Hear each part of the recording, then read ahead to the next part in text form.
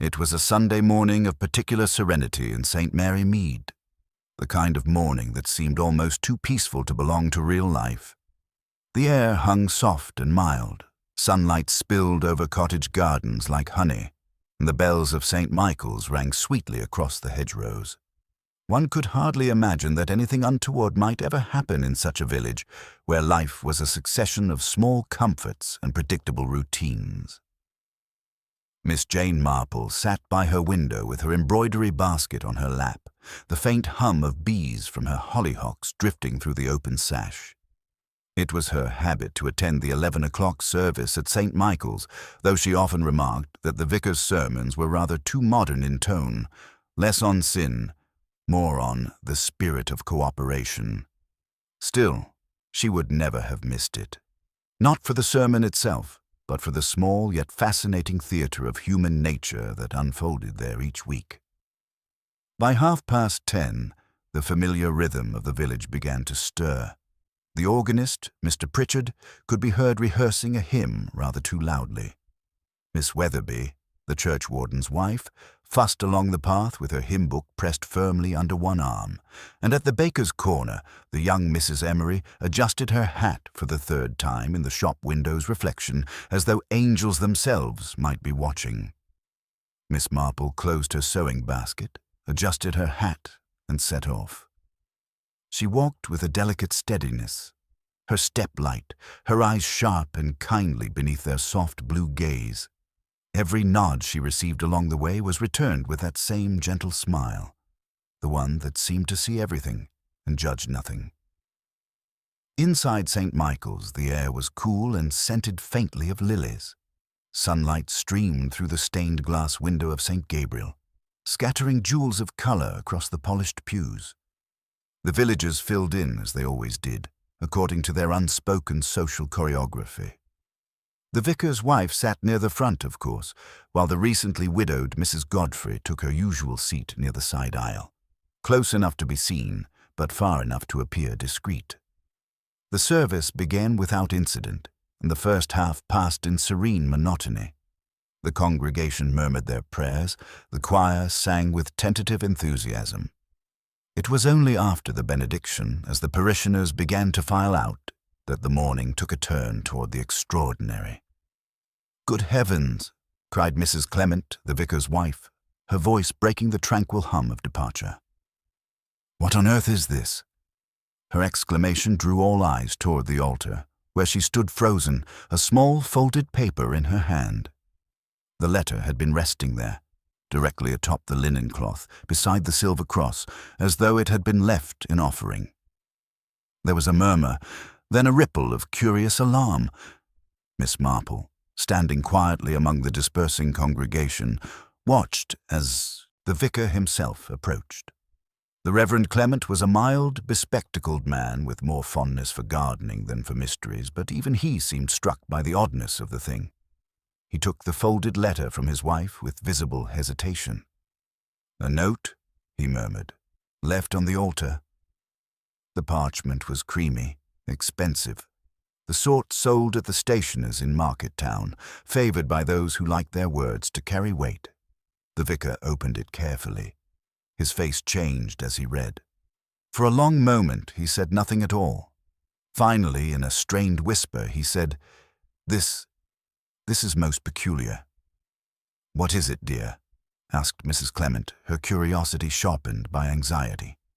He hesitated again, then glanced at the faces crowding nearer. "Perhaps," he said, "this isn't best read aloud." But that, of course, was precisely the wrong thing to say in St. Mary Mead. In an instant, the church was alive with whispers, like a flock of restless sparrows. Miss Weatherby clutched her pearls. "A confession, I dare say," she whispered to Miss Hartnell. "Someone overcome with guilt. Likely over that business with the gardener's shed last spring." Miss Hartnell, who prided herself on moral indignation, nodded vigorously. "A love letter, more likely, or something unspeakable." The vicar's attempt at quiet discretion failed utterly. He retreated to the vestry with the paper still in hand, Mrs. Clement following in his wake, flustered and muttering about propriety. Miss Marple stood where she was, her gloved hands folded lightly before her. The others were too busy speculating to notice the subtle furrow between her brows. Her sharp eyes had caught a small but notable detail, the faint trace of wax near the letter's edge, as if it had once been sealed with care, and the handwriting, though she had only glimpsed it briefly, was firm, deliberate, and unmistakably masculine. Moments later, the vicar re-emerged. His expression had turned grave. He cleared his throat and addressed the waiting congregation. "My dear friends," he began, "I must ask for your calm and discretion. The letter appears to concern a serious personal matter. It would be most improper to discuss its contents until I have sought guidance." That only made things worse, of course. Mrs. Emery gasped softly. Mr. Pritchard's spectacles fogged with excitement. Miss Weatherby whispered, "Guidance from whom?" "The police." The word police seemed to hang in the air like the toll of a bell. Miss Marple watched quietly. She knew that tone in the vicar's voice, a kind of reluctant gravity that did not come from moral anxiety but from genuine shock, the sort of tone one had when one saw something that could not be easily explained away. When the church finally emptied, Miss Marple lingered near the porch, pretending to adjust her gloves as she overheard Mrs. Clement say in hushed urgency to her husband, "But if it's true, Leonard, if what it says is true, then someone in our village is a murderer." Miss Marple's fingers paused ever so slightly on the smooth leather of her gloves. Her gaze drifted toward the altar, still gleaming under the soft sunlight, the place where a letter had been laid with all the solemnity of an offering. A letter left on the altar, claiming murder in a village that believed itself innocent. She did not smile, but there was a quiet knowingness in her eyes. For Miss Marple had lived long enough to learn that wickedness did not lurk in dark alleys or distant cities alone. More often than not, it hid in the sunlight, beneath lace curtains, in well-tended gardens, and on Sunday mornings that seemed much too peaceful to be true. And so, as the last of the congregation drifted away, Miss Marple set off down the lane toward her rose-covered cottage. To the untrained eye, she appeared thoughtful but calm, a gentle old lady on her way to tea. But behind that serene expression, her mind had already begun its quiet, intricate work. There was much to consider: the paper, the wax, the placement upon the altar, all details chosen, not accidental. And above all, the question that mattered most. By the time the villagers had left St. Michael's, the morning's tranquility had evaporated entirely. What had begun as a peaceful Sunday had, by the ringing of the final church bell, transformed into a churning pool of whispers, raised eyebrows, and quiet alarm. At the vicarage, curtains twitched as small knots of parishioners lingered on the road, reluctant to go home just yet. Conversation rippled from one hedgerow to the next, like wind through wheat. In St. Mary Mead, news traveled faster than telegrams, and this was the sort of story that demanded both embellishment and urgency. By 12:30, it was already being said that the letter named 3 people, 2 women and a man.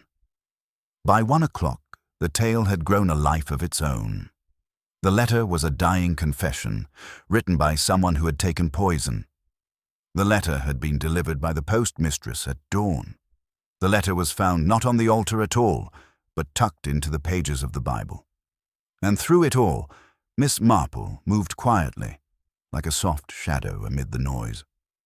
She had gone home to her neat, ivy-covered cottage on Old Church Lane, where she now sat with a small pot of tea and a scone cooling beside her. Her knitting needles clicked softly as her mind turned over the morning's events. She was not, by nature, a gossip, though many mistook her for one. She simply listened and remembered and thought. And this letter, left so brazenly in the house of God, struck her as peculiar beyond measure. At 1:30 she had her first visitor. It was Mrs. Price Ridley, Formidable in hat and handbag, her mouth set in the expression of a woman determined to share what she shouldn't. "My dear Miss Marple," she began, settling herself in with a rustle of starch and moral indignation. "Such a dreadful business this morning, one hardly knows what to think." "One hardly ever does at first," said Miss Marple mildly, pouring tea. "I dare say it will all come out soon enough," Mrs. Price Ridley continued, "but between ourselves I've reason to believe that the letter concerned that wretched man Simmons." "Mr. Simmons?" Miss Marple asked, delicately passing the sugar. "Yes, the church caretaker. You know the sort. Surly, unpleasant, always smelling faintly of gin. And his wife, such a dreary woman. It wouldn't surprise me at all if there were something unchristian going on in that household." Miss Marple's needles paused mid-stitch. "How interesting," she said softly. "Though I do recall Mr. Simmons being most punctual with the candles and linens. It's usually the careless sort who make trouble, not the meticulous." Mrs. Price Ridley sniffed. "Meticulous, perhaps. But I've seen that look in his eye. Resentment. The kind that festers. Mark my words, Jane, there's more behind this letter than anyone suspects." Miss Marple smiled politely, and her visitor soon departed, satisfied that she had done her moral duty. But within 10 minutes another knock sounded. This time it was young Miss Hartnell, brisk and breathless, a bundle of nerves wrapped in good intentions. "Miss Marple, you won't believe what I've just heard from Mrs. Emery." Miss Marple gestured to the chair. "Do sit down, dear. I always find astonishing news easier to digest with a bit of tea." Miss Hartnell obeyed, though she perched on the edge of her seat. "It seems," she began, lowering her voice dramatically, "that the letter accused someone of murder, and not a recent one. Something that happened years ago." "Oh?" Miss Marple's blue eyes glinted. "How fascinating. And who, pray, was murdered years ago?" Miss Hartnell faltered. "Well, no one, as far as we know. But there was that dreadful business with Mr. Pritchard's sister-in-law who drowned in '42. The coroner said it was an accident, of course, but there were those who thought—" "Indeed," said Miss Marple gently. "There are always those who think." By the time her third visitor came, Mrs. Clement herself, Miss Marple had learned far more from what had not been said than from what had. The vicar's wife arrived, looking troubled, her composure frayed at the edges. She sat without waiting to be invited, twisting her gloves in her hands. "Jane," she said in that familiar tone of mingled relief and guilt, "I know I shouldn't discuss it, but I simply must speak to someone with sense." "Then you've come to the right person," Miss Marple said kindly. Mrs. Clement leaned closer, lowering her voice. "Leonard doesn't want me talking about it, of course, but you see, the letter was not unsigned. It was written by someone we all know." Miss Marple said nothing. She merely set her cup down with the faintest clink and waited. "It was signed by Arthur Ludlow," Mrs. Clement whispered. Miss Marple's brow lifted ever so slightly. "Arthur Ludlow?" "Yes, Colonel Ludlow's son, the one who went off to Africa years ago. The poor boy who never came back." "Ah, yes," Miss Marple murmured. "The young man who drowned while canoeing on the Limpopo, if memory serves." "Exactly. Only," Mrs. Clement's voice trembled slightly, "the letter claims he never died at all, that his supposed death was staged, and that someone here in St. Mary Mead helped cover it up. And more than that, it accuses one of our villagers of killing his father." Miss Marple's gaze softened. "How very extraordinary." Mrs. Clement nodded, wringing her gloves. "Leonard is dreadfully upset. He says the handwriting is certainly Arthur's. It matches the old letters he received before the war, but how could such a thing be possible? The boy was declared dead. There was a funeral." "Yes," said Miss Marple thoughtfully. "A funeral can be arranged. Death, however, is less accommodating." Mrs. Clement looked startled, but Miss Marple's voice was calm, almost soothing. "Leonard means to take the letter to the police. Mrs. Clement continued, though I do wish he wouldn't. It will only stir up trouble. Sometimes trouble needs stirring, Miss Marple said softly. Otherwise it settles to the bottom, and no one notices until the water turns foul. The vicar's wife blinked, uncertain whether she'd just been given a moral lesson or a practical one. After a few minutes more of anxious talk, she rose to leave, murmuring something about preparing the luncheon roast. When the door closed behind her, Miss Marple sat very still. The clock on the mantel ticked with gentle precision. Arthur Ludlow. A young man gone 20 years, whose memory was all but faded, except, it seemed, for one last echo written in his own hand. A false death, a hidden murder, and a letter placed upon the altar for all to see. Outside, the bells of St. Michael's tolled the hour of 2. The village hummed with speculation, but Miss Marple's mind was quiet. She reached for her knitting again, her fingers working with soft, rhythmic ease. It would not do to rush. People revealed themselves best when left to talk, and St. Mary Mead at that moment had far too much to say. And so she waited, patient as ever, for the truth to begin showing through the cracks, because it always did. By Monday morning, the whole of St. Mary Mead was in an uproar. The letter on the altar had become the single subject of conversation, debated endlessly over garden hedges, in the post office queue, and across the neat little tables of the Bluebird tea room. Even the butcher's boy, who delivered chops and gossip with equal enthusiasm, reported that Mrs. Emery had fainted outright at the notion of a murderer living among them. The village, for all its orderliness, thrived on a certain amount of harmless scandal, but this was something quite different. A murder, and one possibly decades old, was enough to set every tongue wagging and every curtain trembling. At 10:30, a black motor car rolled up the vicarage lane, drawing curious eyes from all directions. Miss Marple, who had been trimming her roses, recognized it instantly by its steady hum. She smiled faintly. "Inspector Craddock," she murmured. "How very prompt." Sir Henry Clithering's godson, now Chief Inspector Dermot Craddock, had crossed paths with Miss Marple before, and the experience had left him both impressed and perpetually wary. He had learned the hard way that whenever Miss Marple was near a case, no fact, however small, could be safely dismissed.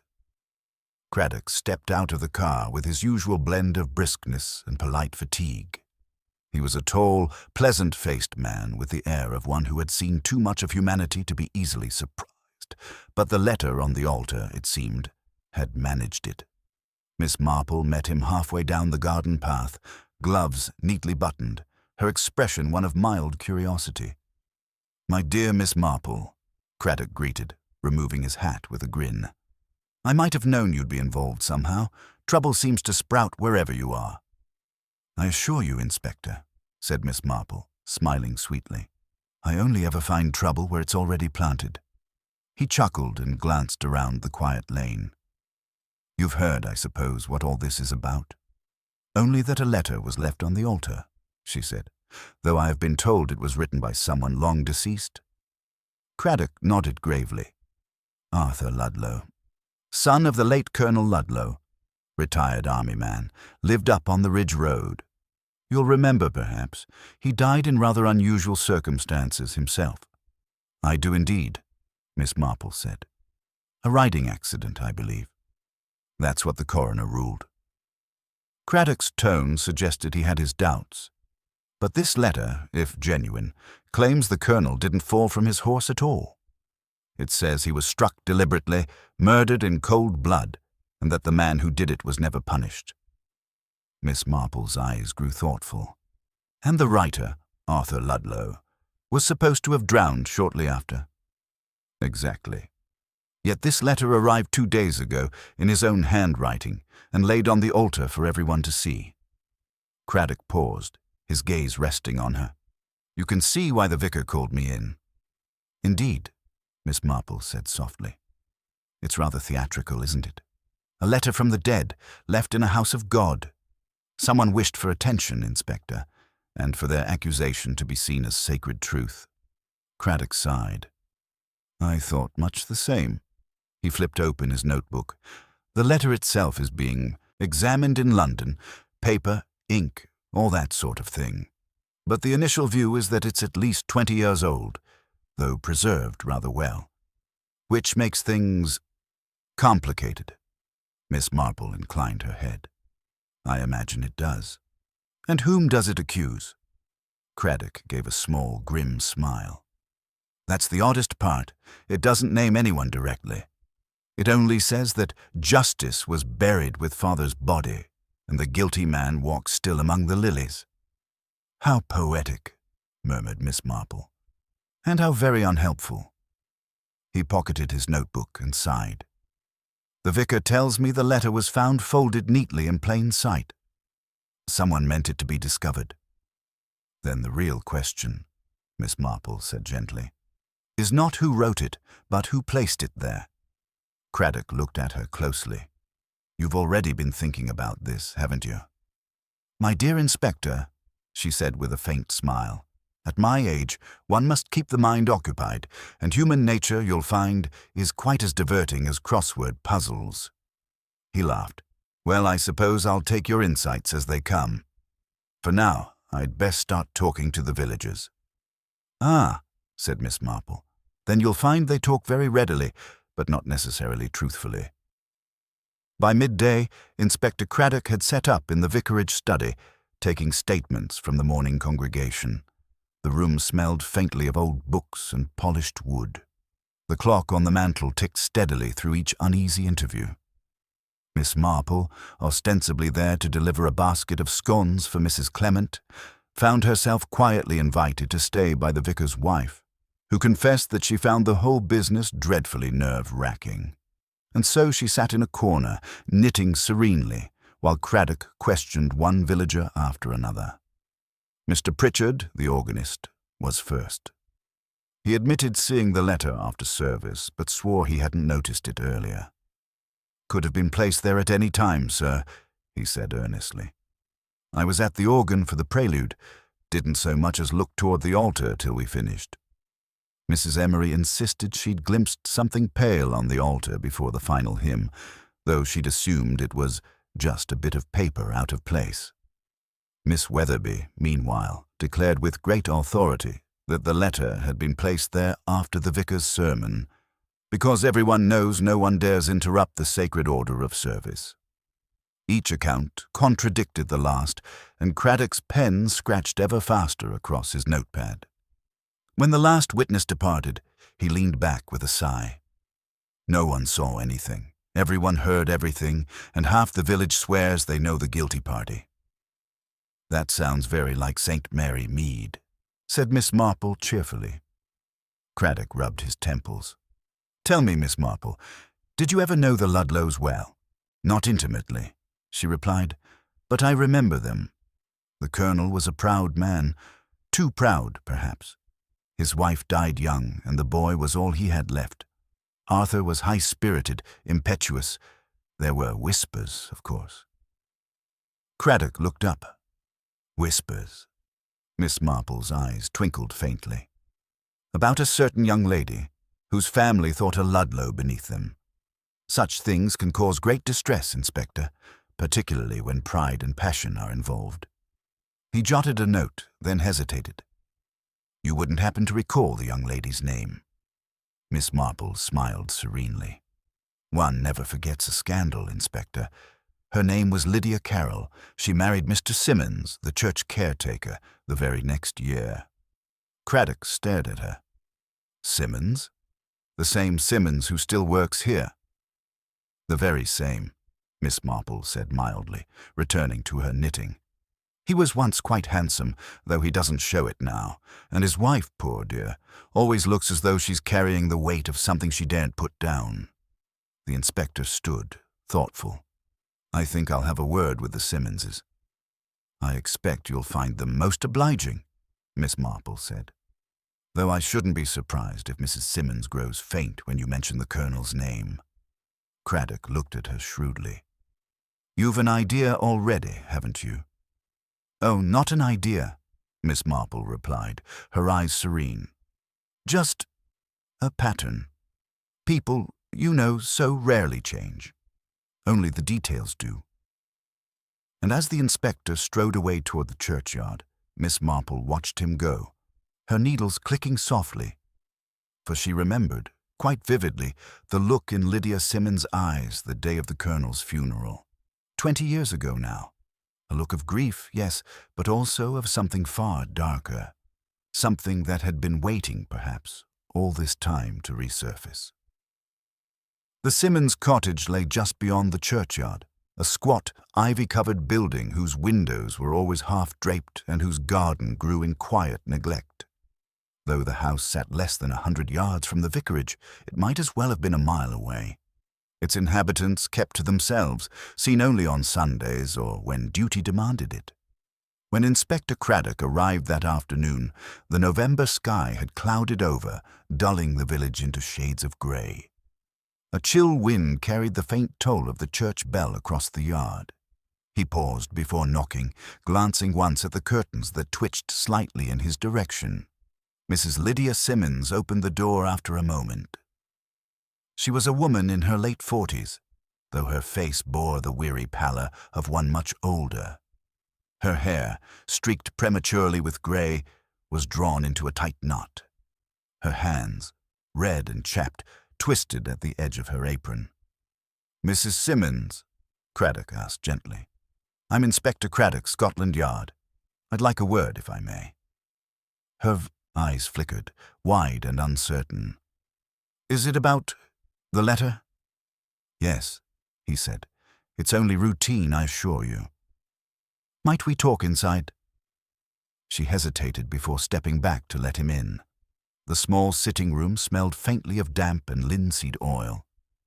On the mantel stood a faded photograph of a younger couple, her and Mr. Simmons, no doubt, stiff and unsmiling on their wedding day.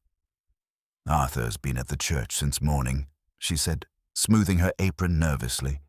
"He takes care of the candles and polishing as usual. I told him not to overexert himself, what with his back and all." "I'll speak with him presently," Craddock said. "But perhaps you could help me first. You knew the Ludlow family, didn't you?"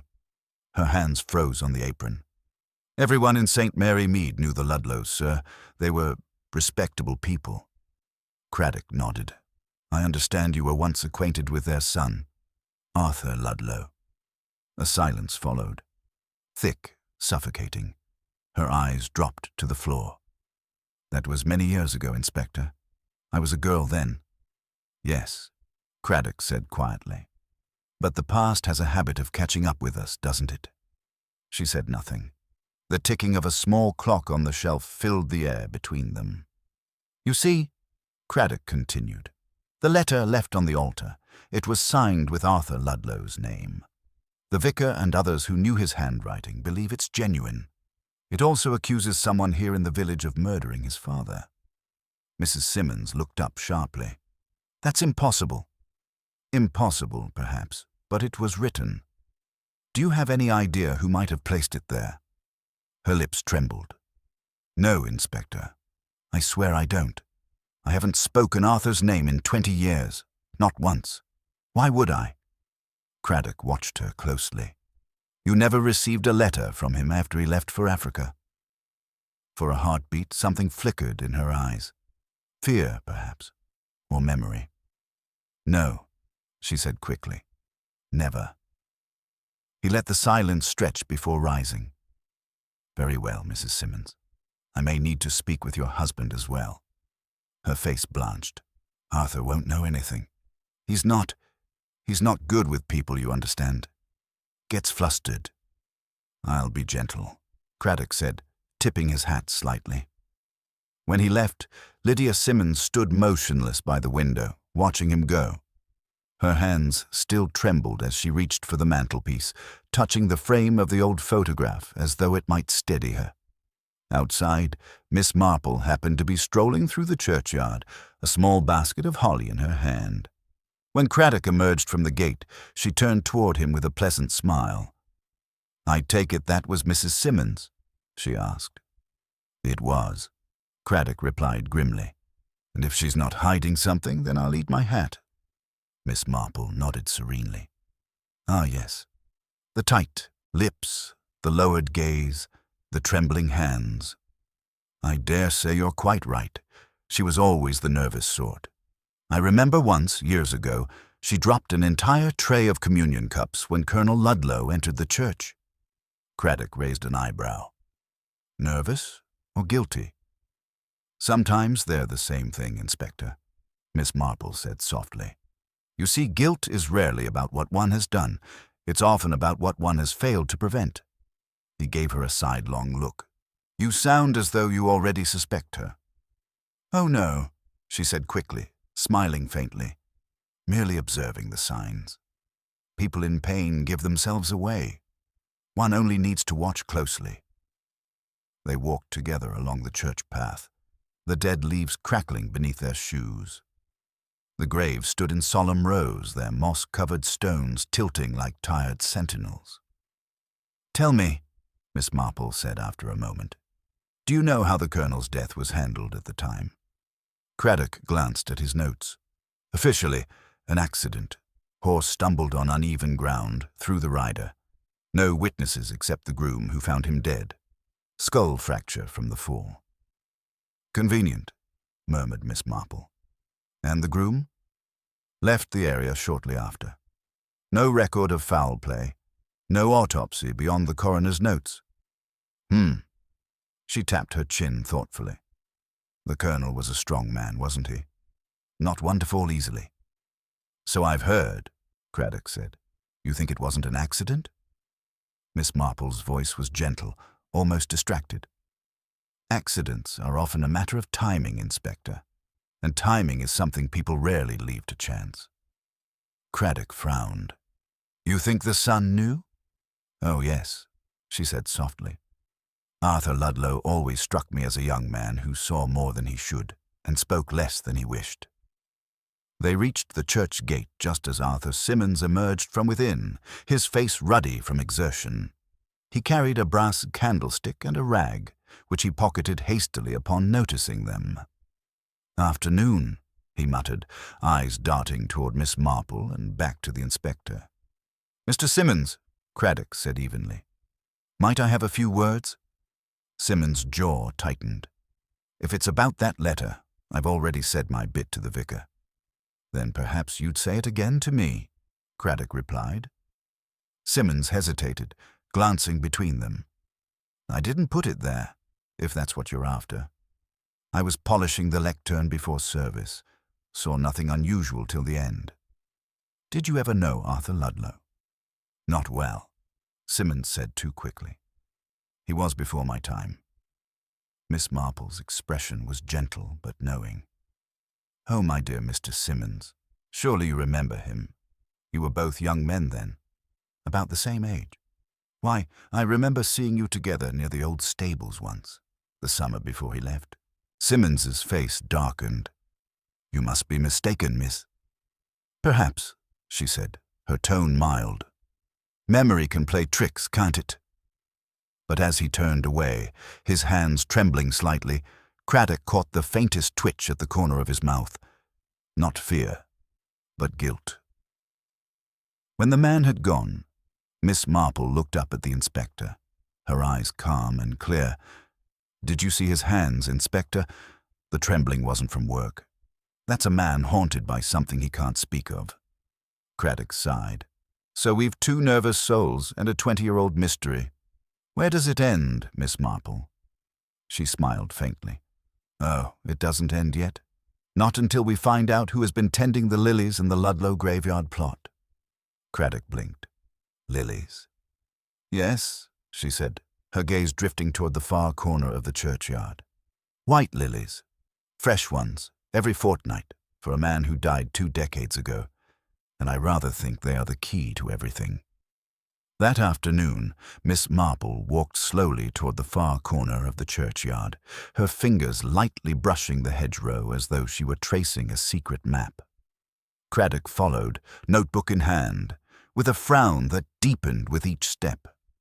The corner was quiet, secluded by yew trees and the crumbling stone wall that separated the churchyard from the old Ridley estate. There, behind a row of weathered headstones, lay a small grave covered in carefully tended white lilies. Their petals gleamed in the muted sunlight, a serene defiance of the grey November day.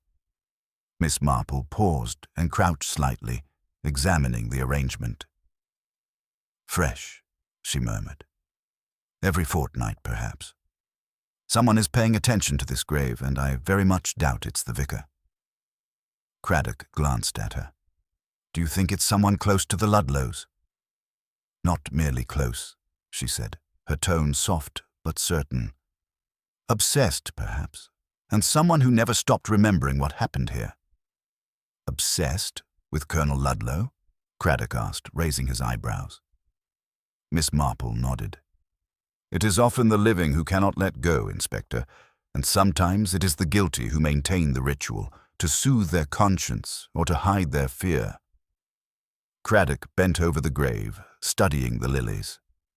"So, the person who left the letter, could it be the same one tending these flowers?" "I suspect it," she said. "The timing is too precise to be coincidence, and the letter was theatrical, wasn't it? A dramatic appeal for attention, yet the truth is quieter, hidden in ritual and habit." They rose and walked back toward the main path. Craddock jotted notes furiously, while Miss Marple's eyes flicked to every detail, the way the church gate creaked, the slight tilt of certain gravestones, the footprints in the soft earth near the lilies. "Tell me, Miss Marple," he said, "you noticed these details at first glance?" "Details are everywhere," she replied. "The question is which ones matter, and which are meant to distract you." Later, back at her cottage, Miss Marple made herself a cup of tea and sat quietly, knitting in the firelight. Craddock's earlier questions had sparked a thought that would not leave her. Someone had gone to considerable trouble to plant the letter. Someone with knowledge of the village, its routines, and its people. Someone who knew exactly how the parishioners would react. And then there was the matter of Arthur Ludlow himself. If he had indeed died 20 years ago, then the handwriting on the letter had to have been forged, or the story about his death was false. Either possibility was troubling, but one fact remained. The intention behind the letter was deliberate and precise.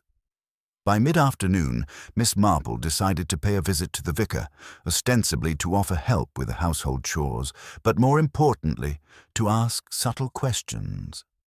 She found Mrs. Clement arranging flowers in the drawing-room, as though trying to create calm amid the rising tension. "Jane," Mrs. Clement said, glancing at her with a mixture of relief and anxiety, "I hope you've had time to rest. The village is unsettled. Even the postmistress was crying this morning." Miss Marple smiled gently. "I imagine the news spreads more swiftly than tears, my dear, but you needn't worry. Observing people is easier than it seems." Mrs. Clement looked doubtful. "Still, it is unsettling. That letter," her voice faltered. "It might cause people to suspect others. You saw Arthur Ludlow in those photographs, yes?" Miss Marple's hands folded neatly in her lap. "I did, and I remember much of what he was like. I suspect, however, that the person who left the letter is very familiar with his character and with ours." Mrs. Clement frowned. "Our character. Human nature," Miss Marple said softly. "We all have our little secrets, Mrs. Clement. Some of them are buried with the dead. Others, however, refuse to stay buried." A knock at the door interrupted them. It was young Miss Hartnell, red-faced and out of breath, holding a bundle of letters tied with string. "Miss Marple, you must see these. I found them in the vicarage archives, hidden behind some old hymnals. They're all letters from Arthur Ludlow, before he went away." Miss Marple took the bundle gently, examining the handwriting. It was unmistakable. Firm, deliberate, the same style as the letter on the altar. "Yes," she murmured. "This is his hand. But something is not quite right. Notice the paper. Aged, yes, but not nearly as faded as it should be for 20 years, and the ink still remarkably fresh." Craddock, who had followed at a discreet distance, leaned over. You're suggesting it's a forgery? I am suggesting, Miss Marple said, that the person who left the letter wanted it to appear genuine. They chose the correct handwriting, a familiar style, and left it in the church where everyone would see. They hoped their story would be believed without question. Which raises the question, Craddock said, who has the skill and knowledge to do such a thing? Miss Marple's fingers tapped the edge of the letters. Thoughtful. Only someone who had known Arthur closely, or someone with access to his letters and life, and someone clever enough to plant them without being noticed. Craddock frowned. We've already spoken to a number of people who fit that description. Lydia Simmons, the organist, even a few of the older villagers. Ah, Miss Marple said, but look at how people behave under observation, Inspector. One small slip, one gesture, can reveal more than 1,000 words, and some gestures, however fleeting, tell of guilt far louder than a confession. She folded the letters neatly and set them aside. The lilies, Inspector. Remember the lilies. They are tended not by Arthur, but by someone who has carried the past with them every day, every week, for 20 years. Craddock's eyes narrowed.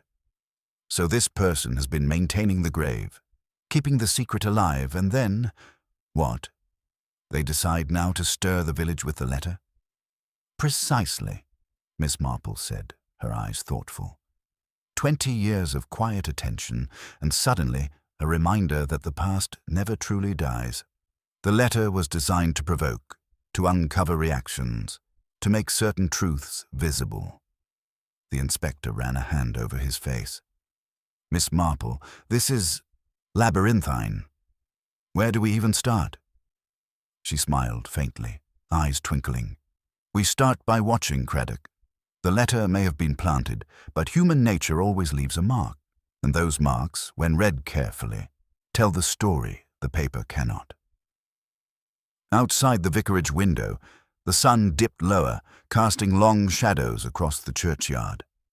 And in the quiet corners of St. Mary Mead, hidden beneath polite smiles and dutiful routines, secrets stirred once more. Miss Marple sipped her tea slowly, considering the village and its hidden history. Somewhere, among the lilies, the lies, and the faint trembling of guilty hands, the truth awaited. And she would find it. The next morning, St. Mary Mead awoke to a misty drizzle, the kind of weather that seemed to soften the edges of the village and muffle its usual clatter. Miss Marple, sitting by her window with a steaming cup of tea, watched the churchyard through the haze. The lilies still gleamed white amid the damp grass, untouched as always, yet somehow more conspicuous in the mist. Her quiet observation was interrupted by the sharp knock at the door. She rose and opened it to find a stranger, a man in his early 30s, smartly dressed but with a faint trace of dust along his coat, as if he had traveled a long distance. "Good morning, Miss Marple," he said, his voice polite but carrying a tension that suggested urgency. "My name is Edward Ludlow. I was hoping to speak with you." Miss Marple studied him carefully. There was a resemblance, a faint echo of the Ludlow features she remembered from years past, the shape of the jaw, the clear, alert eyes. "Mr. Ludlow," she said gently, "do come in. I take it you are related to Arthur?" "Yes," he said, stepping inside and removing his hat. "Arthur was my uncle. I'm afraid I only just learned of this letter, and, well, the story it contains. I came as soon as I could." Miss Marple gestured to a chair, her fingers brushing the teacup toward him. "I imagine you have many questions, Edward. Perhaps we can begin with what you know." He sank into the chair, clasping his hands tightly. "I know very little. My father wrote me of Arthur's supposed death years ago, and I believed it. But then, this letter. The vicar showed me a copy yesterday. It's in Arthur's handwriting, yet he's been dead for 20 years. I can't understand it." "That is indeed perplexing," said Miss Marple, settling back in her own chair. "But consider this, Edward. Handwriting can be copied. Ink can be selected to mimic age, and someone can study a person's style meticulously. One can create a forgery so convincing it deceives even close relatives. Edward's face paled. Forgery? Yes.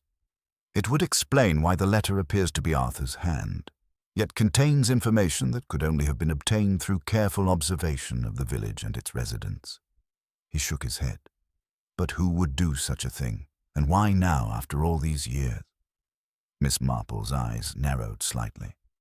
People often act not when the opportunity arises, but when the time is right. Something has triggered a memory, or perhaps a fear, that compels action. I suspect the person who placed the letter is someone who has lived here all along, quietly tending the past as though it were a garden. Edward's gaze followed hers to the churchyard. The lilies, he said slowly. The ones on my grandfather's grave. Miss Marple inclined her head. Exactly. Someone has been maintaining them for years, showing devotion or perhaps remorse. It is rare that such dedication is offered without purpose, and the timing of the letter suggests that the gardener of these lilies also wished to provoke discovery. Edward leaned forward, voice hushed. Could it be Lydia Simmons? She was very close to the family, especially Arthur. But she would never— Ah, Miss Marple said gently, but observe carefully. People rarely act out of malice alone. Fear, pride, and old grievances often guide hands more decisively than anger ever could. Mrs. Simmons, or indeed any other resident, may have had reason, hidden from public view, to resurrect an old story. Edward's brow furrowed. But if Arthur died in Africa, then who? Miss Marple tapped the side of her teacup softly. That is precisely the question we must answer. Someone has created a story for the village to believe, and the success of that story depends on reactions, on who speaks, who falters, and who knows too much. A sudden knock at the door startled them. It was Lydia Simmons herself, looking pale but composed. She carried a small parcel wrapped neatly in brown paper. Miss Marple, she said, her voice calm yet edged with tension. I thought you might like to see this. It was found in the attic of our house, wrapped among some old letters from the Ludlows. I think it might help explain things. Miss Marple took the parcel with care, examining the handwriting and seal. It was unmistakably Arthur's script, though the ink and paper suggested it had been stored safely for decades. Edward looked at it in disbelief. This could prove that Arthur never died here, or that someone has been hiding things all along. Miss Marple smiled faintly. Or perhaps, Edward, it proves that the past has been waiting patiently, ready to reveal itself to those who listen closely enough. Lydia Simmons shifted uncomfortably. I don't know who put the letter on the altar. I only know that this— She tapped the parcel. Was found in our attic. I thought it best to show it to you. Miss Marple nodded, her gaze calm and unyielding. Very wise. The truth often hides in plain sight, but it takes courage to bring it forward. And courage, my dear, is the first step in uncovering hidden secrets. Edward leaned forward, excitement and fear mingling in his eyes. Then, can we find out who did it? Who wrote the letter? Who— Miss Marple interrupted softly. Yes, Edward. But first, we must observe. Watch closely who notices, who trembles, and who acts when confronted. The guilty hand always betrays itself, even when the mind strives to conceal it. The three of them sat in thoughtful silence for a long moment, the room heavy with the weight of memory and anticipation. Outside, the drizzle softened to mist, and the white lilies in the churchyard glimmered faintly through the window. Miss Marple sipped her tea and smiled faintly. The stage is set, Inspector, she murmured, and the players are all in position. Now we wait. For a slip, a word, a gesture. And then the story will unfold, as it always does. Craddock, observing from the doorway, could not help but feel that the quiet little village held more secrets than he had ever imagined. And somewhere in that stillness, the next move, by the guilty or the innocent, was about to be made. By late morning, the village of St. Mary Mead was in a state of uneasy curiosity. Word of Edward Ludlow's arrival had spread quickly, whispered from shop counters to garden hedges.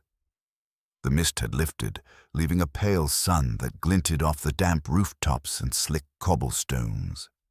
Yet beneath the ordinary bustle, a subtle tension lingered, as if the village itself were holding its breath.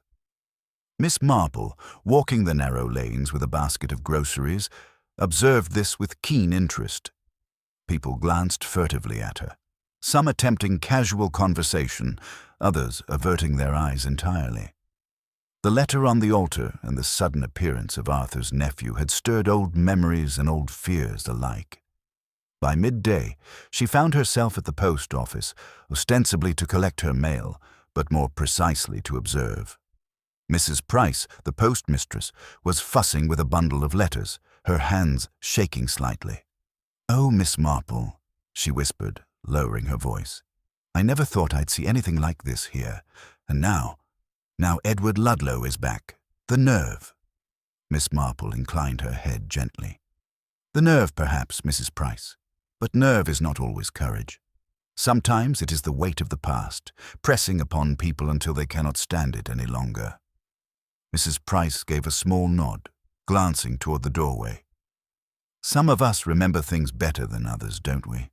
And some things are best left buried." Miss Marple smiled faintly. "Yes, but sometimes those buried things rise of their own accord." Meanwhile, Inspector Craddock had gone to speak with Mr. Pritchard, the organist, whose testimony about the letter's appearance had seemed inconsistent the day before. Pritchard's house was modest, with a small garden enclosed by a white picket fence. He greeted Craddock with a polite but guarded expression. "Inspector," he said, offering a chair, "I trust you've been careful in your inquiries." "I've been thorough," Craddock replied evenly, "and I hope you've been completely honest with me, Mr. Pritchard." The organist hesitated. "Of course. Honest. But you must understand, Inspector, that my memory of that morning is, well, details are fuzzy. I was, after all, focused on the prelude and the congregation. It's all rather confusing."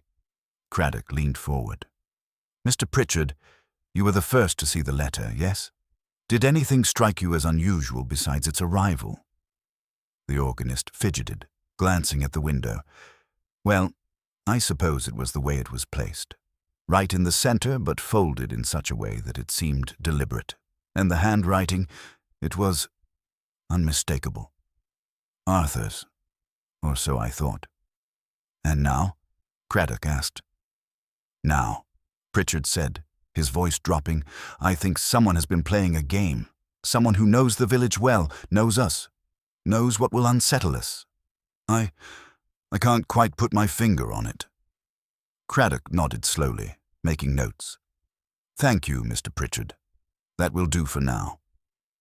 As the inspector departed, Miss Marple appeared, seemingly by chance. She observed Pritchard's posture, his nervously shifting hands, and the subtle tension around his mouth. "Good afternoon, Mr. Pritchard," she said softly. "You mustn't worry so much. People often misunderstand intentions when the heart is troubled."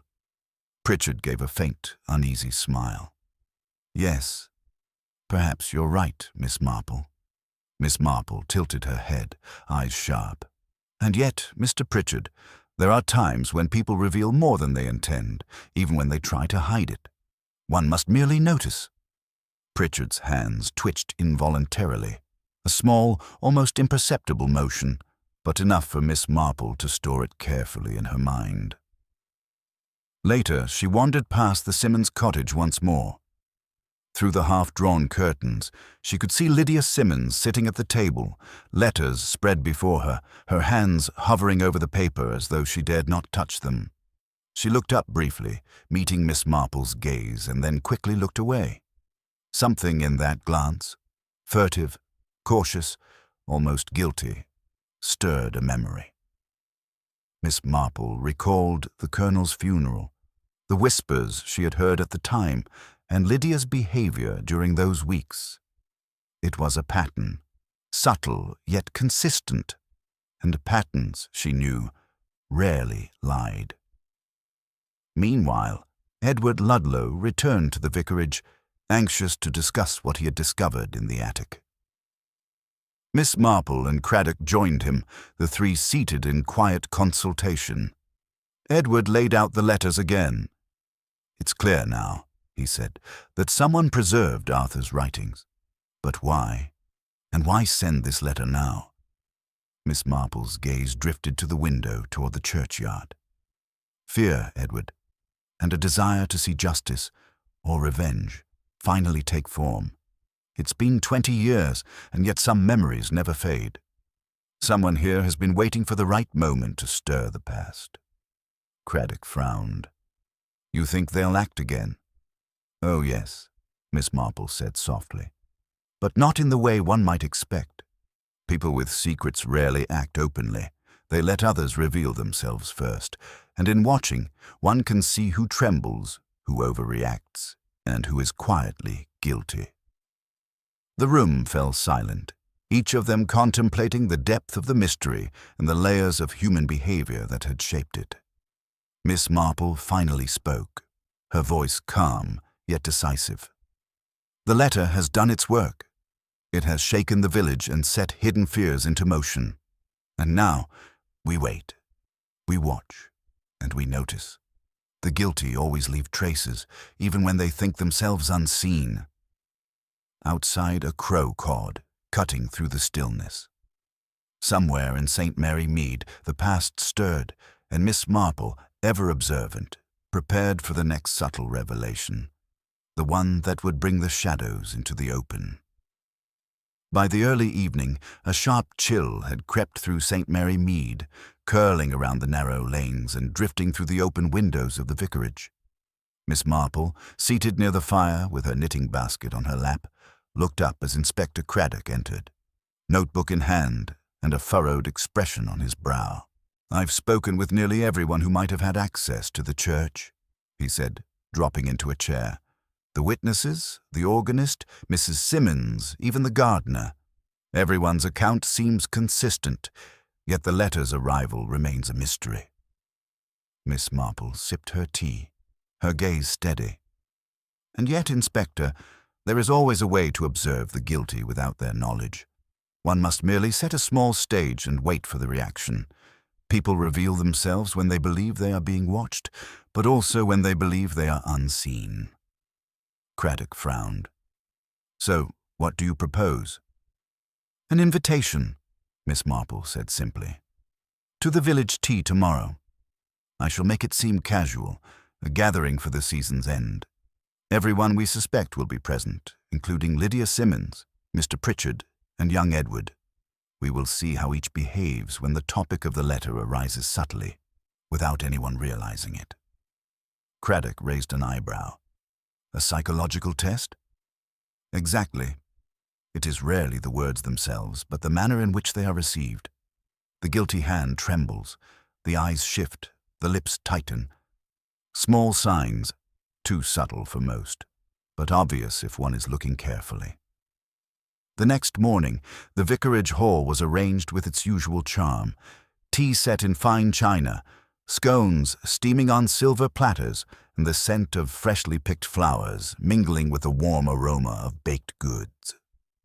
Villagers arrived in their Sunday best, their polite smiles hiding curiosity, anxiety, and in some cases, thinly veiled fear. Miss Marple welcomed each with her customary gentleness, speaking to some, nodding to others, all the while observing. Her eyes lingered on Lydia Simmons, who seemed overly attentive to the tea arrangements, her hands trembling slightly as she poured. Mr. Pritchard, seated near the piano, fidgeted with a napkin, adjusting it and then smoothing it repeatedly. Even Edward Ludlow, though earnest and anxious, seemed uneasy under her watchful gaze.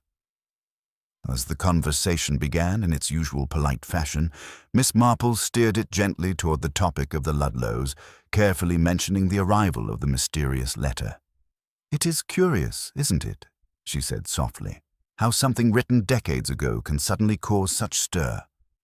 One might imagine that the past, even when carefully hidden, has a way of reaching into the present.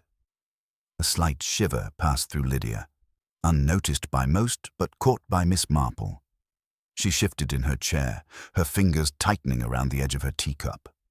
Mr. Pritchard coughed, not from dust or tea, but from an almost imperceptible tension that made him momentarily lose his composure. Edward, eager and earnest, leaned forward. "I suppose it's impossible to know the motives behind such a thing," he said, glancing at Miss Marple for guidance. But motives are often simpler than one suspects," Miss Marple said, gently. "And sometimes the simplest motives require the most careful concealment. One need only watch the hands and eyes to know who bears a burden of guilt." The villagers murmured among themselves, speculating quietly about the meaning of her words. A few looked at Lydia, others at Mr. Pritchard, and some avoided looking at anyone at all, unsure whether they were complicit or merely frightened by the implications. After a few minutes, Miss Marple rose to fetch a plate of scones, passing close to Lydia. She remarked casually, "I've always admired the care with which some people tend to the churchyard. Certain graves require attention that others do not. Very particular work, wouldn't you agree?" Lydia's hand twitched as she adjusted a sugar spoon. "Yes," she said softly, voice unusually high. "Particular. Very particular indeed." Miss Marple nodded, smiling faintly, and moved on. She observed Mr. Pritchard glance toward the window, his foot tapping nervously beneath the table. The pattern was emerging, subtle yet unmistakable, the signs of those carrying secrets too heavy to voice. After serving tea to Edward, she returned to the center of the room. "You see," she said quietly, "it is often not the letter itself, but the way we respond to it that reveals the truth. And truth, no matter how long hidden, eventually leaves a mark." The conversation turned to innocuous matters, weather, harvests, parish affairs, but Miss Marple noted every shift in posture, every hesitation, every fleeting glance. Lydia's eyes continually flicked toward the window, as though she feared someone might see her from the churchyard. Mr. Pritchard's hand lingered over the napkin, trembling slightly whenever the topic returned to Arthur Ludlow. Miss Marple leaned toward Craddock. "Observe, Inspector. They have been caught between the past and present. The guilty are never at ease, even among friends, and those who are innocent may act too naturally, giving themselves away by contrast." Craddock scribbled notes furiously, recognizing the genius of her approach. "So this is the trap?" he asked softly. "Not a trap," Miss Marple said gently, "but a mirror. People show themselves, given the right reflection, and sometimes the smallest reflection is enough to reveal the largest truths." As the tea gathering continued, Miss Marple quietly recorded every twitch, every glance, every flicker of emotion. The village, wrapped in its polite facade, had revealed far more than anyone suspected, and somewhere among the lilies, the letters, and the trembling hands, the story of Arthur Ludlow's fate was edging closer to revelation. Miss Marple's eyes, calm and patient, scanned the room once more. The test had begun, and she knew that soon the guilty would speak without realizing it, and the long-hidden secrets of St. Mary Mead would be brought to light. By late afternoon, the soft glow of the low sun filtered through the windows of the vicarage, casting long shadows across the polished wooden floor. The village tea had ended, but the aftermath lingered in the air like a heavy perfume. Miss Marple sat quietly in the corner, her knitting basket in her lap, observing with the serene patience of a gardener watching the growth of plants over time. Craddock paced the room, notebook in hand, muttering under his breath about the perplexity of human behavior. "I cannot believe," he said finally, "that such a simple act, a letter, could unsettle the entire village so thoroughly, and yet I see it in every glance, every gesture." Miss Marple You were right, there is a pattern here. But what does it tell us? Miss Marple sipped her tea calmly. Patterns are never random, Inspector. They form when human nature presses against circumstance. Observe the sequence of reactions. Lydia Simmons, Mr. Pritchard, even Edward to some degree. They all bear signs, some faint, some pronounced, and the one who orchestrated the letter hoped to exploit these signs. Just then, a sudden knock at the door startled them. It was Mrs. Clement, the vicar's wife, her expression anxious and hesitant. She carried a small bundle wrapped in cloth. Miss Marple, Inspector, I thought you should see this, she said, holding it out. It was found behind the altar rail this morning. Someone had tucked it away, as if to hide it from everyone, yet leave it for discovery. Miss Marple took the bundle carefully and unwrapped it. Inside was a folded piece of parchment, aged and yellowed, with writing that was unmistakably Arthur Ludlow's hand. Yet as she examined it, she noted subtle differences, slight flourishes, marginal notes, a faint odor of lavender that seemed out of place for a document supposedly untouched for 20 years. She handed it to Craddock. Notice, Inspector. The handwriting is largely faithful to Arthur's style, but there are inconsistencies. And see here, the notes in the margin. They suggest the document was altered, or perhaps supplemented, by someone familiar with Arthur's habits. Craddock's brow furrowed. You think the letter and this document are connected? Miss Marple nodded slowly. Yes. Whoever left the letter did not act on impulse. They acted with knowledge, with care. They sought to provoke, to manipulate reactions, and to conceal their own hand behind the authority of a dead man. Edward, who had been standing quietly nearby, leaned in, his expression tense. So it's been someone close all along, someone we never suspected. Miss Marple's gaze was steady, gentle but unyielding. Yes, Edward. And now, with this parchment, the stage is almost complete. There is one more thing to do. Observe the final reaction. People with secrets cannot remain composed when confronted subtly with the truth. As if on cue, Lydia Simmons entered the room, carrying a tray of biscuits. Her movements were careful, precise, but her eyes betrayed a flicker of unease when she noticed the parchment on the table. Lydia, Miss Marple said softly, I wonder if you might help me with a small matter. You have always been attentive to details, have you not? Perhaps you can read this aloud for me, as it is difficult for these old eyes to make out some of the writing. Lydia's hands trembled slightly as she took the document. Her voice, though steady at first, began to falter when she reached the passages clearly altered from the original letters she must have known well. Her fingers twisted the paper nervously. Craddock watched, unease mounting. Miss Marple? Is she? She is revealing herself, Miss Marple said quietly. Notice how her composure cracks. The guilty often cannot help it. They betray themselves in the smallest gestures. Observe the eyes, the lips, the hands. As Lydia continued, the tension in the room grew palpable. Edward's eyes darted between Lydia and Miss Marple, sensing a shift in the air. Mr. Pritchard, who had remained silent, leaned forward slightly, a faint pallor spreading across his face. Finally, Lydia's voice broke entirely. She dropped the parchment onto the table and sank into a chair, her hands clasped tightly in her lap. I cannot continue, she whispered, eyes wide. It was supposed to remain hidden forever. I never meant for anyone to find out. Miss Marple inclined her head gently. You see, Inspector, the burden of a secret, when pressed, forces its keeper to reveal the truth. It is not in words alone, but in behavior, in hesitation, in the tremor of a hand or the flicker of an eye. Lydia, would you care to explain to Edward and to Inspector Craddock why the letter was written and why it was placed upon the altar? Lydia swallowed hard, glancing at Edward. It was my doing. I loved Arthur and I believed he was wronged. But he disappeared and everyone thought him dead. I kept the letters, tended the lilies, and finally, I thought the village should know the truth even if it frightened them. I wanted to honor him, not to harm. Craddock scribbled in his notebook, eyes wide. So the letter, the parchment, it was all you?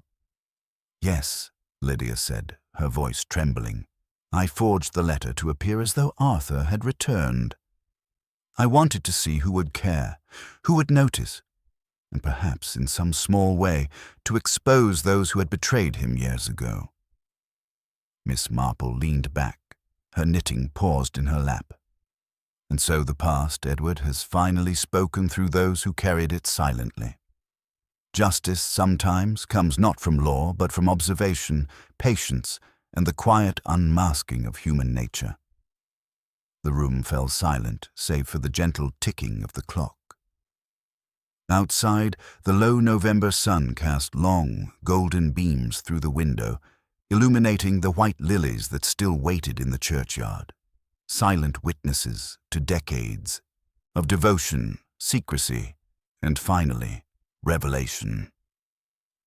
The following morning, St. Mary Mead was unusually quiet, as though the village itself had paused to digest the revelations of the previous day. The early frost glistened across the cobblestones, and the faint scent of wood smoke drifted from chimneys, mingling with the crisp air. Miss Marple, standing at her garden gate, watched the churchyard from a distance. The lilies, undisturbed and gleaming in the soft light, seemed to hum with the weight of long-buried truths finally uncovered. Edward Ludlow had insisted on accompanying her to the church, eager to understand the scene of his family's secrets firsthand. He walked silently beside her, the documents and letters clutched in his hand, a mixture of awe and apprehension on his face. "It is remarkable," he said at last, "to think that all these years so much was hidden behind appearances. I never imagined that something as simple as flowers could hold such meaning." Miss Marple smiled faintly. The lilies were her witness, Edward. Miss Simmons, though misguided, maintained them as a connection to what she held dear.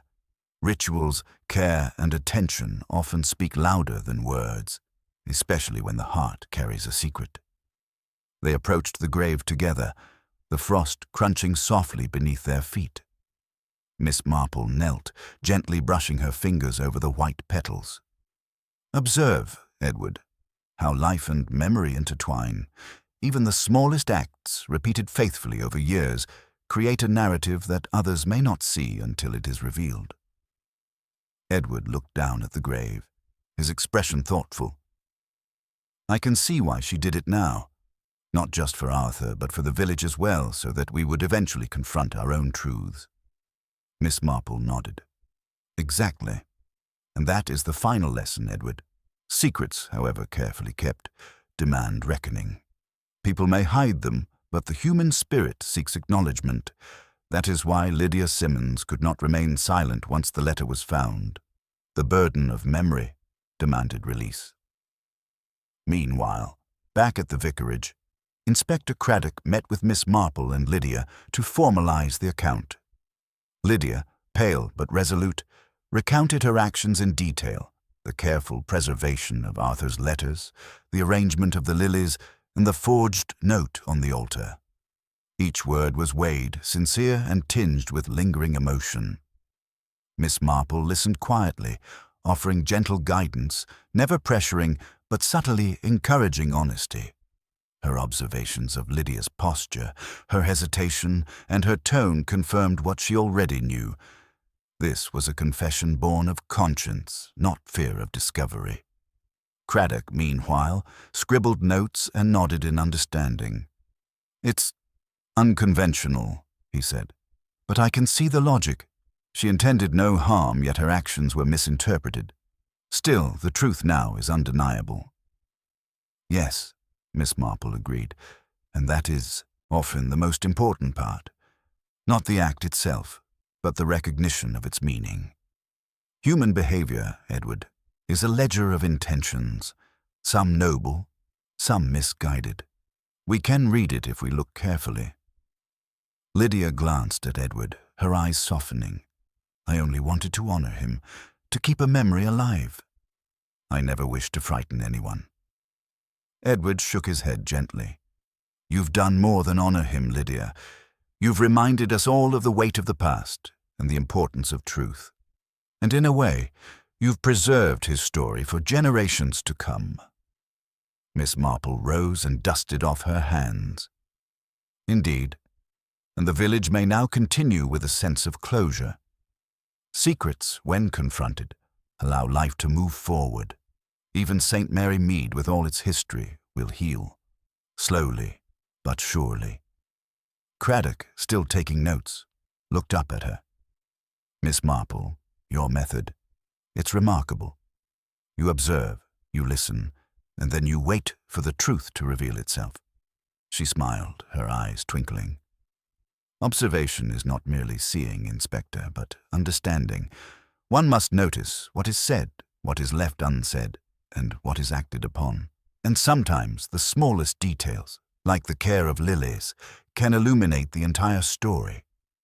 Edward, now more composed, carefully folded the letters and handed them to the vicar for safekeeping. Perhaps now, he said softly, Arthur's memory can finally rest, and perhaps we too can find peace. Miss Marple nodded, glancing once more at the grave. Peace is seldom simple, Edward, but acknowledgement brings it closer. The past may remain, but it need not govern the present. As the sun climbed higher, spilling golden light across the churchyard, villagers passed by quietly, their murmured conversations tinged with curiosity and reflection. The lilies shone, white and resolute, a testament to devotion, secrecy, and finally, revelation. Miss Marple stood at the edge of the churchyard, hands folded, serene as ever. She had watched, listened, and understood, guiding the village gently toward truth.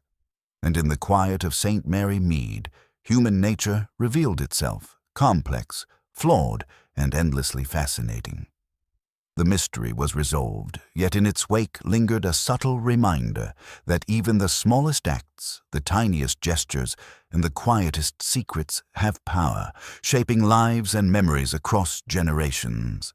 And somewhere, in the steady flutter of the lilies, the story of Arthur Ludlow, Lydia Simmons, and the village of St. Mary Mead whispered on, an enduring testament to the human heart, its follies, and its truth.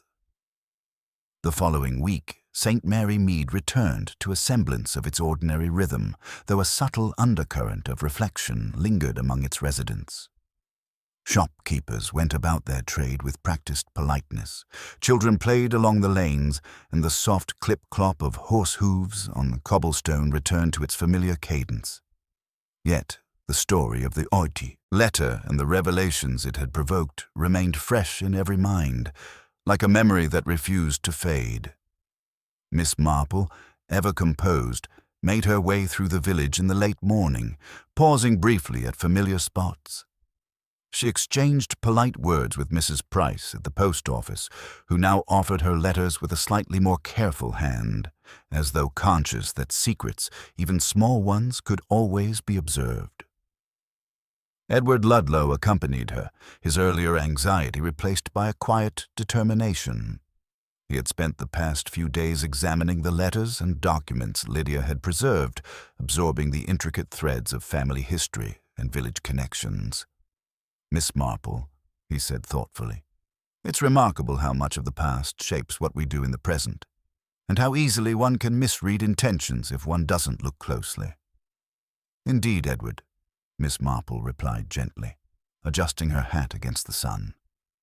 People often act with the best or worst intentions, but it is their habits, their small gestures, and the care with which they handle life's details that reveal their true character. In Lydia's case, devotion and secrecy coexisted, and it was only when she felt the burden too keenly that the truth emerged. Edward paused as they approached the churchyard. The lilies remained pristine, their petals gleaming white in the sunlight, standing like quiet sentinels over the past. He knelt briefly, touching one gently. I never thought flowers could carry so much meaning. They've become almost a record of memory itself. Miss Marple smiled. Yes, and you see, Edward, the smallest acts, tending the lilies, keeping the letters, observing the village, have a weight far beyond what people realize. They are the subtle threads that connect actions to consequences, intentions to outcomes. Inside the vicarage, Craddock and Lydia were already engaged in a quiet discussion. Lydia had returned the letters to the vicar for safekeeping, yet she lingered, seemingly hesitant to leave the room entirely. Her composure had returned, but a faint shadow of apprehension lingered, as though the events of the past days had changed her fundamentally. "Miss Marple," Craddock said when they arrived, "I must say, your handling of the situation was extraordinary. You observed, you guided, and you allowed the guilty to reveal themselves, not through force, but through subtlety." Miss Marple's eyes twinkled. "Sometimes, Inspector, the human heart is its own most reliable witness. People carry the truth even when they attempt to conceal it. One must only wait for the moment when it surfaces, gently but inevitably." Edward, sitting across from Lydia, hesitated, then asked softly, "Do you regret it? Leaving the letter, placing it on the altar?" Lydia's gaze dropped to the floor. "No," she admitted quietly. "It was necessary. The village deserved to know. Arthur deserved to be remembered. Properly. And perhaps I needed to free myself from the weight I carried for so many years." Miss Marple nodded. "And so, the cycle is complete. The secret has been acknowledged, the burden released. The truth, however delayed, has found its way into the light." Craddock, leaning back in his chair, glanced at the vicar, then at the papers carefully arranged on the table. "It's fascinating. The villagers, even now, speak of it quietly, cautiously, but there is relief too. Not because a crime was committed, but because a mystery was resolved. Closure can be as powerful as justice." Miss Marple rose, her knitting basket swinging gently from her arm. People often confuse secrecy with safety, but it is seldom the case. Secrets, once carried too long, affect more than the keeper. The heart is seldom fooled by its own concealment. Edward looked toward the window, the sunlight glinting on the frost-tinged grass outside. "I think I understand now. It's not only about right or wrong, guilty or innocent, it's about honesty in all its forms, and the courage to face the past, no matter how long it has been hidden." "Yes," Miss Marple said softly, "and courage comes in many forms. Not only the bravery to act, but the patience to observe, the wisdom to interpret, and the gentleness to guide. Lydia acted with courage in her way, and we all have lessons to learn from it." For a moment, the room fell silent. Outside, the villagers passed quietly by the churchyard, their footsteps light but deliberate. Somewhere among the lilies, the memory of Arthur Ludlow lingered, honored and preserved, his story finally understood. Miss Marple watched them, serene and unhurried. She had seen the village confront itself, its fears and loyalties, and emerge wiser, if quietly shaken. Secrets, she knew, could not be erased, but they could be understood, and that understanding was the truest form of resolution. Edward rose, glancing at her with gratitude. "Thank you, Miss Marple, for guiding us through all this, and for showing how careful observation can reveal the truth without harm." Miss Marple inclined her head. "Observation, Edward, is simply noticing what others take for granted, and in that noticing, one often finds clarity, and occasionally, redemption." Outside, the sun began its slow descent, painting the village in gold. The lilies gleamed in the fading light, standing as quiet witnesses to a past acknowledged and a present now free to move forward. And in the vicarage, Miss Marple, ever patient and composed, allowed herself a small, knowing smile.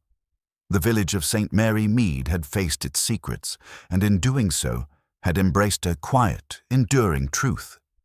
That human nature, in all its complexity, could be understood, not by force, but by gentle, attentive observation. By the time evening settled over St. Mary Mead, The village had taken on a tranquil, almost reverent air. The streets were quiet, with only the occasional flicker of lantern light or the soft rustle of autumn leaves disturbing the calm.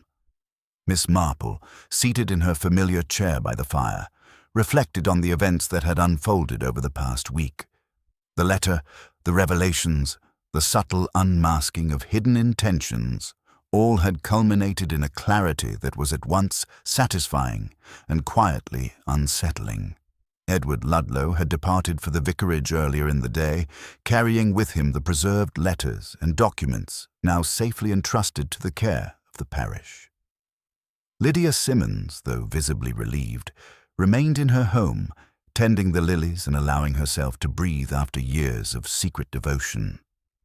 The village, in its gentle way, had resumed its routine, but the echo of the past lingered like a faint perfume on the wind. Miss Marple's thoughts turned to human nature, its endless intricacies and contradictions. Every gesture, every glance, every carefully concealed act told a story often louder than words could manage. She had observed the unfolding drama with her usual patience, guiding the village subtly, allowing the guilty and the burdened to reveal themselves without overt coercion.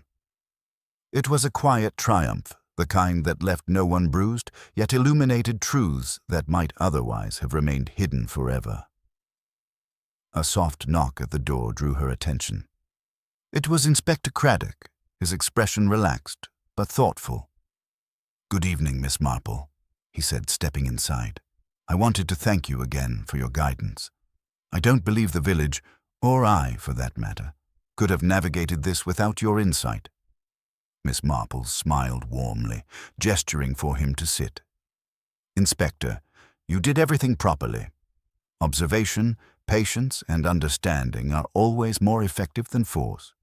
You merely needed a little perspective, that's all." Craddock chuckled softly. Perspective indeed, and a remarkable knack for noticing the smallest details. I must admit I didn't see Lydia's unease until it was nearly too late. Your method, so gentle yet so perceptive, made all the difference. Miss Marple sipped her tea, letting the warmth settle around her. It is always the small details that reveal the whole, Inspector. People may try to hide, but habits, gestures, and subtle inconsistencies are difficult to suppress entirely. In watching patiently, one sees the truth emerge naturally. Outside, the soft glow of lanterns lit the village pathways. The shadows of trees stretched long and thin, as though the past itself lingered among them, reminding those who passed by that history, no matter how buried, could resurface when least expected. Miss Marple rose and walked to the window, her gaze lingering on the churchyard, where the lilies still gleamed in the evening light. "Edward will take care of the letters, and Lydia will tend the flowers," she murmured. "And the village. It will continue, carrying both the memory of Arthur Ludlow and the lessons learned from this week's revelations. Life always moves forward, Inspector, even after secrets are laid bare." Craddock nodded, feeling the weight of her words. "And the villagers?" he asked quietly. "Do you think they will understand the truth fully now?" Miss Marple tilted her head slightly, a faint smile on her lips. "Some will, and some will only sense it. But that is often enough. The important part is that the truth has been acknowledged, and that the lessons of human nature have been observed. Time, as always, will do the rest." A silence settled between them, not uncomfortable but contemplative. Outside, a gentle wind stirred the leaves, whispering softly through the trees and carrying a sense of closure across the quiet village. Finally, Craddock rose, preparing to leave. "Thank you, Miss Marple, for everything. I shall take these lessons with me. To observe, to understand, and perhaps to be a little more patient with human nature." Miss Marple nodded, her eyes warm with approval. "And that, Inspector, is all anyone can do. To watch, to listen, and to learn from the small details that reveal the larger truths." As the door closed behind him, Miss Marple returned to her chair, the firelight flickering across her serene face. She picked up her knitting once more, her fingers moving deftly through the yarn, a symbol of patience and care. Outside, the village settled into night, calm and reflective, its secrets unmasked and its truths acknowledged. And in the quiet of St. Mary Mead, Miss Marple allowed herself a moment of satisfaction. The letter left on the altar had stirred fear, curiosity, and reflection, but through careful observation and gentle guidance, the human heart had been revealed, and the village, at last, could breathe. The lilies, still gleaming under the moonlight, stood as silent witnesses to devotion, secrets, and the enduring power of truth. Quiet reminders that even the smallest details could illuminate the deepest mysteries of the human soul. With the passage of weeks, St. Mary Mead returned fully to its gentle rhythm. The village seemed lighter somehow, as though the revelation of the letter had lifted a weight that had lingered, unseen, for decades. Shops reopened without the subtle tension that had once threaded through the lanes. Children played without curiosity tinged by suspicion, and the villagers moved among one another with the polite civility for which the town had long been known. Yet beneath the surface, a quiet reflection remained, an understanding that even the most ordinary lives could conceal extraordinary secrets. Miss Marple continued her daily routines, visiting neighbors, tending her garden, and observing the small, telling details of human behavior that others often overlooked. To the villagers, she was simply the kindly, observant lady who knitted by her fireside. But to those who knew her subtle genius, she was a quiet force of understanding, gently unraveling mysteries without fanfare or accusation. Lydia Simmons, relieved and composed, continued her work tending the lilies at the churchyard. She no longer carried the secret alone, and in its sharing found an unexpected freedom, a sense of purpose restored. Edward Ludlow, entrusted with the letters and documents, carefully preserved the legacy of Arthur Ludlow, ensuring that the history of devotion, secrecy, and revelation would not be forgotten. Inspector Craddock returned to his duties with a renewed respect for the subtleties of human nature.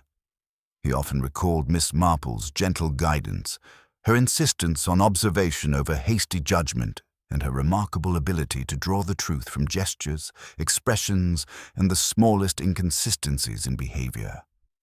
Miss Marple herself reflected quietly, aware that mysteries were as much a part of human life as the sun rising over the churchyard. Secrets, she knew, were rarely harmful in their essence. They became dangerous only when misunderstood or ignored.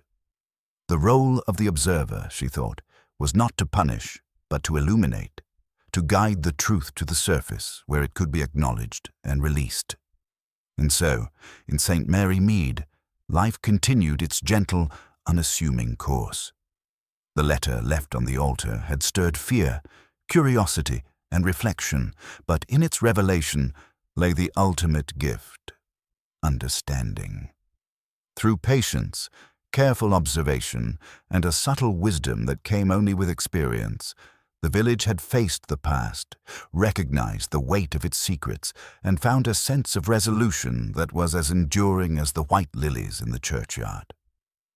Miss Marple, seated once more by her fireside, knitting quietly and observing with serene satisfaction, knew that the mysteries of human nature would never end.